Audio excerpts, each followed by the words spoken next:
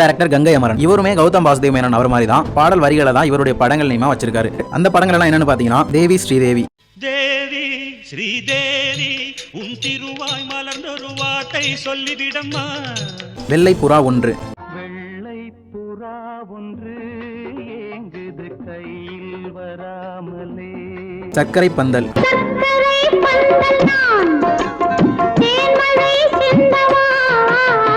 செண்பகமே செண்பகமே, செண்பகமே செண்பகமே, கோயில் மணி ஓசை, கோவில் மணி ஓசை தன்னை கேட்டதாரோ, ஊரு விட்டு ஊரு வந்து, ஒரு விட்டே ஒரு பந்து.